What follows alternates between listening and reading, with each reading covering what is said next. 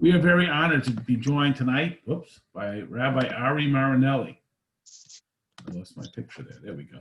By Rabbi Ari Marinelli, who is the spiritual care coordinator in the Evanston Hospital system right here locally. And it's, boy, has it been busy in ways that we never would have imagined. Who would have thought a year ago that we'd be dealing with what we're dealing with? So we decided to have him on. We appreciate it. Thank you, Rabbi Marinelli, for joining us. You there? Rabbi, sorry to bother you. This is your big break in the show business. Thanks for having me. Thank you for joining us. We're very honored Joy to to have be you. here. So let us start at the beginning. How did you wind up making hospital chaplaincy your life's work? What was the story behind the story? I was at the time I was studying in yeshiva with a chavrusa of mine. I was trying to look into something that I thought that I could serve people. And I wasn't really sure how to do that. I know Chabad, that's an easy question to answer. But for those who grew up in the regular yeshiva system, it's not as clear. You know, I was thinking maybe I could be a Rav Bashul, or maybe I could teach young kids. Maybe I could go into Kiruv. But I wasn't really sure exactly what I should do in terms of Avodas HaKodesh. And at some point, my chavrusa mentioned that he was interested in my chavrusa mentioned there that he you was. Are. Now we can I see. didn't realize the camera wasn't on. My chavrusa mentioned that he's thinking about going into chaplaincy, and I thought, you know, that's really interesting. The only thing I knew of was army chaplaincy.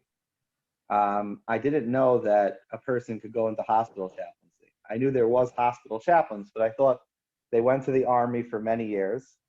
In fact, the chaplain that was there at North Shore before me, he was an army chaplain for something like 10, 20 years.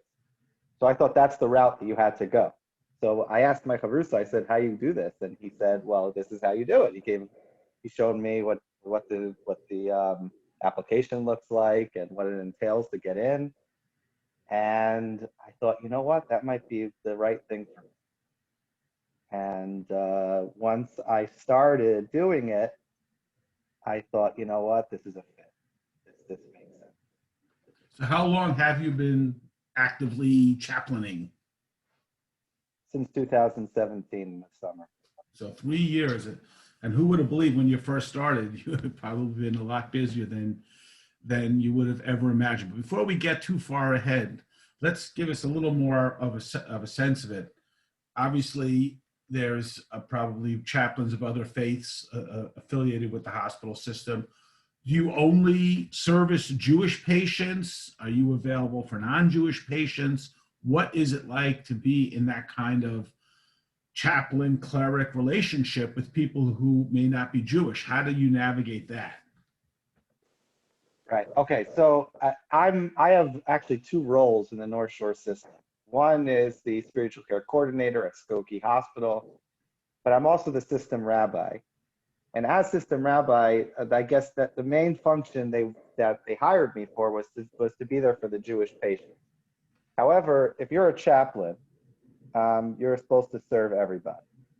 That includes people of all faiths and people of no faith. So navigating that could be challenging for some people. I think in my case, it fits my personality. From my experience, the non-Jewish world are very receptive to Jewish chaplains. I have a feeling that our community would be less open to, let's say, somebody from a different faith coming into their hospital room to provide spiritual care. I think we might be like, we'd want a rabbi. But I think they do perceive us as a Meleches Kohanim Goy Kadosh, So to a me, holy nation, nation of priests. Right. They look at. Don't use too much technical lingo here. We're novices. They do perceive us as, in many ways, the people who have access to the book of all books. So they know. Have you ever had any sort of awkward conflicts with non-Jews who you've come to, do they ever ask you to perform any kind of ritual that may be associated with some other faith? I mean, is it you ever find yourself in any kind of sticky situation, and what's the mechanism for dealing with that? Yeah, so you have to be very careful about that. Um, well, one of the things that happens often at Evanston Hospital is Evanston has a infant care ICU, a NICU, and the chaplains, whoever's there at the time, is supposed to be responsible for anything, any kind of spiritual care need that the patients might have, which might include an infant baptism. So that is, you have to be very careful how you navigate for two reasons. There's all kinds of halakhic issues, of course. That would be, for us, I think, according to every opinion, that would be idolatry for us to be engaged in that practice.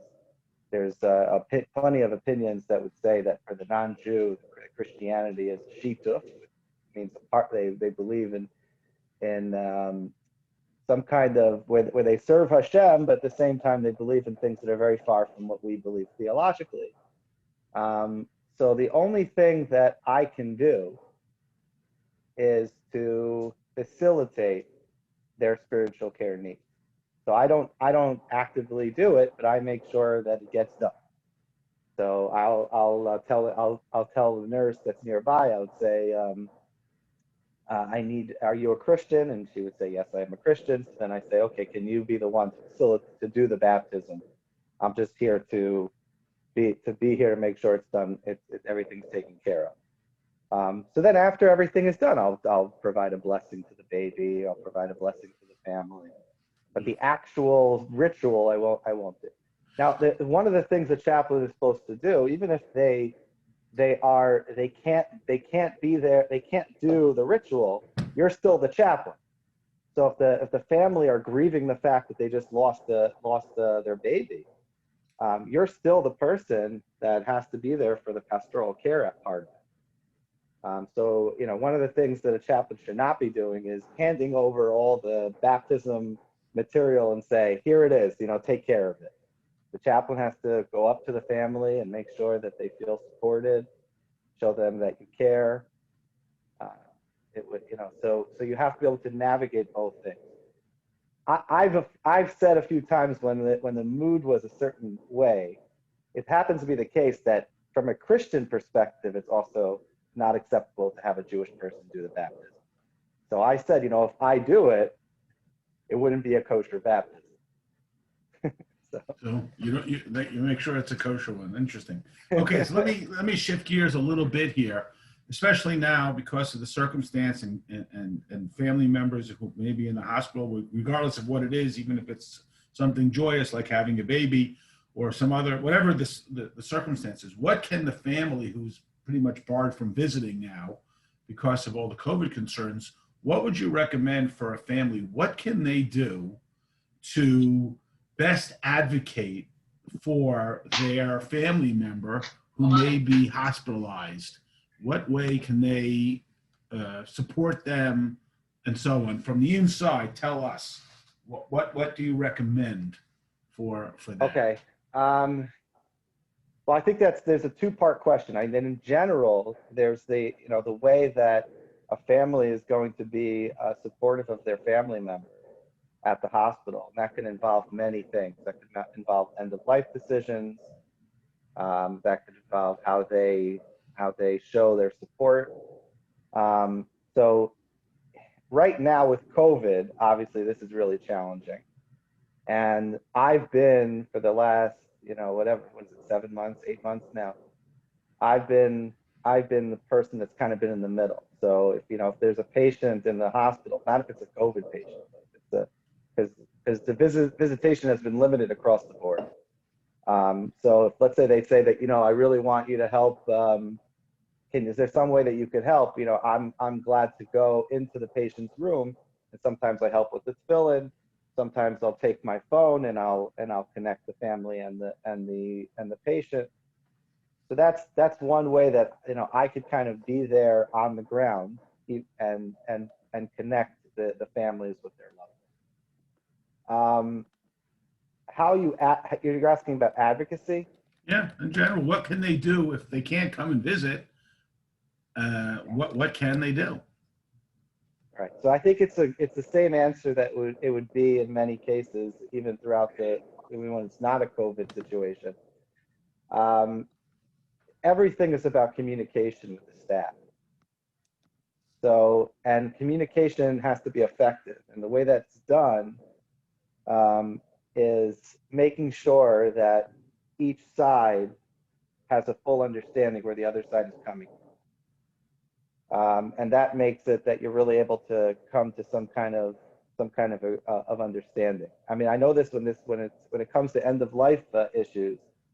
Um, what you get from our side is a lot of the halachic or the Jewish perspective, and then what you get is it's like also another culture is the medical perspective. And what I've noticed is when the medical staff is speaking to the patients or the patients' families, there's a lot of things that get lost in translation. And a lot of times people are kind of too embarrassed to say, I don't understand what you said. I don't get it. So that's why it's really good to have people present in those conversations that are able to say, I'm not a medical person, and so I couldn't understand what you just said. Can you explain that? That's the way. What I would say is that to make sure that you're clear about what you want for your loved one, to explain it, and then if it's a halachic question, I think it's extremely important that the Rav is in direct communication with the medical staff, because what happens is the patient's family is hearing one thing.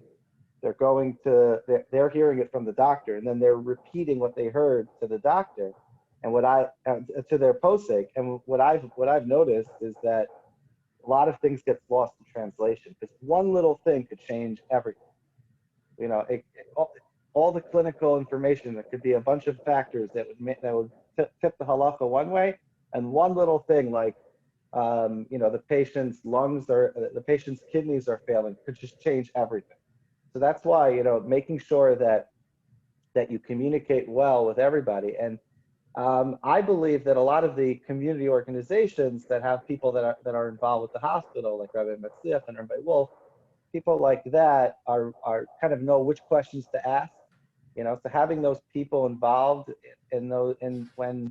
when you're trying to advocate for your loved one is a very good thing. So you mentioned, of course, you're in the hospital, you're visiting people. How do you personally deal with the health risks? I mean, we're living in a global pandemic. Everybody is, socially distanced. We're here on Zoom. And there you are every day going into a hospital. Obviously, hospitals are places where sick people go, hopefully to get better. And then you're coming home to your family and your children. How do you personally, under this particularly stressful situation, cope with that? That's a difficult. It's a good question, but a hard one. I think that this is the case with a lot of people that are in the medical profession. They don't want to put their families at risk. There's always a balance of that with what I should be doing in the world. At the same time, the work that I'm choosing has a certain levels of risk.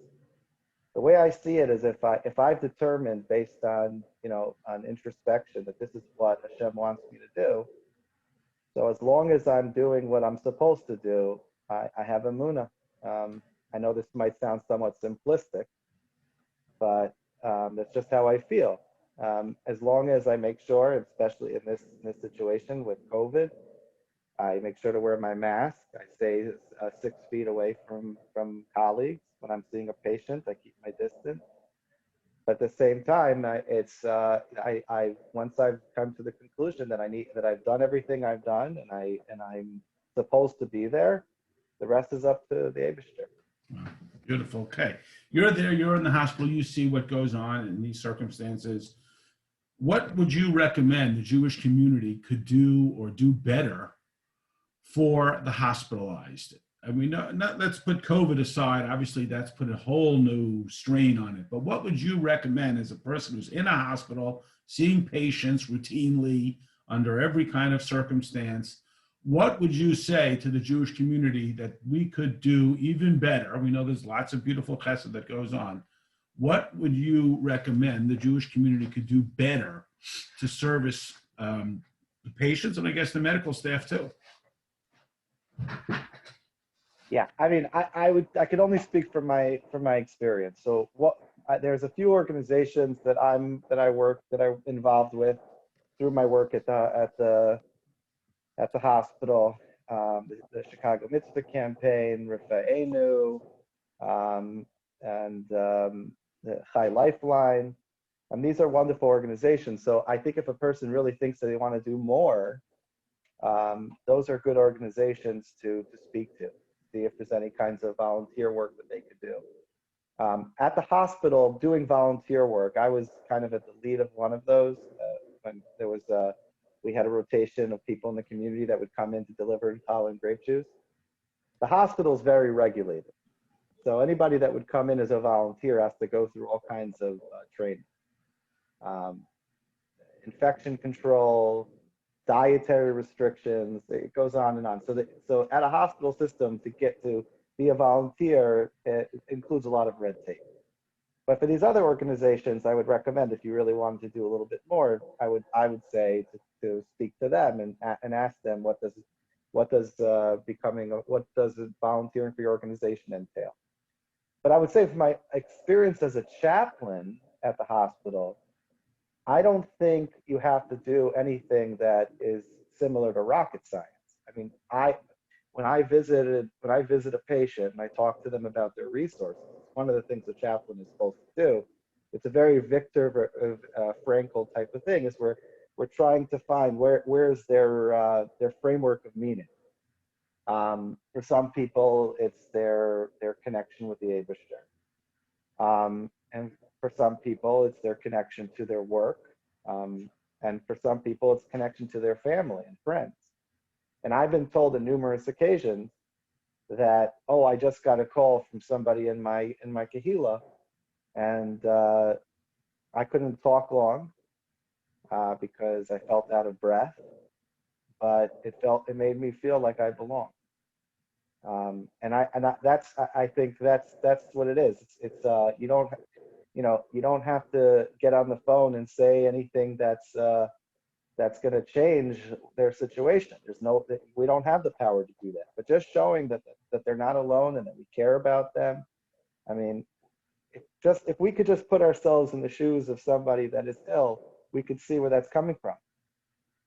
To be sick and to be alone, that makes it unbearable. When you know that the community is showing that they care about you, they know that to know that the community has you on their Mishaderach list, and then they call that they remind you of that, and that we're all davening for you, we care about you, that goes a long way, in my opinion. Have you had any scary moments, any time that you found yourself in a situation where you didn't know what to do, and what did you do? Well, I had the one that I'm thinking of is pretty recent. This, I remember in a conversation, it could have been with you, or I'm not sure, but I remember speaking with somebody how, I feel very fortunate that I never had to deal with a case that involves a child. That's not including fetal demise and infant deaths, but let's say a child that somebody developed a relationship with over many years, and then the child, one of its son, died.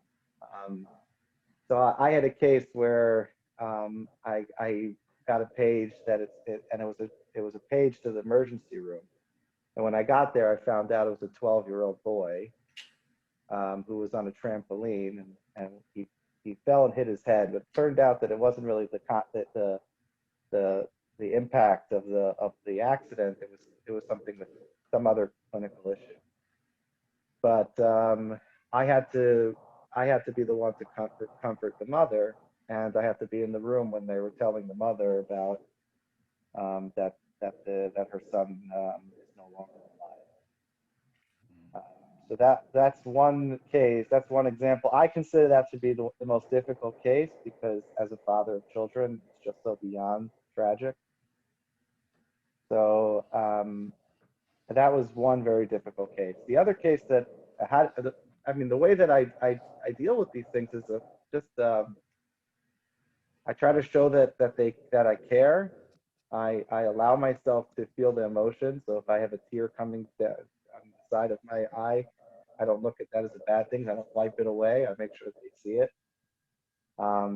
I try to, you know, when they finally ask for a prayer, I make sure that the prayer is about Hashem being with them in their pain. And I use terms like there are no words. I think one of the main things that we're doing in such situations is we're witnessing it. There's not much more that that we can do.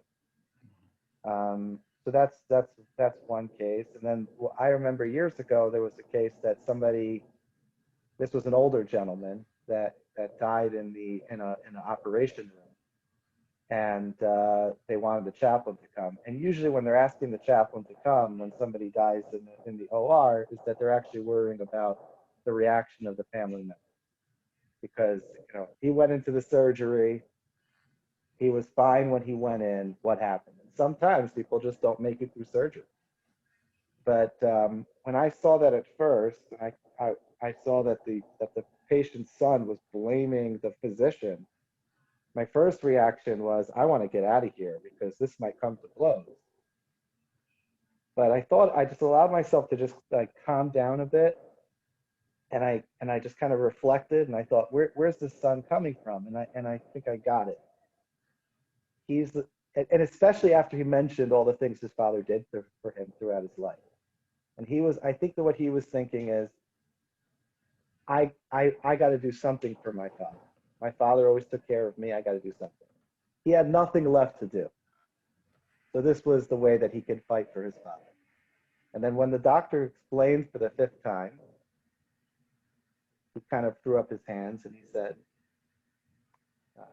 there's nothing I could do.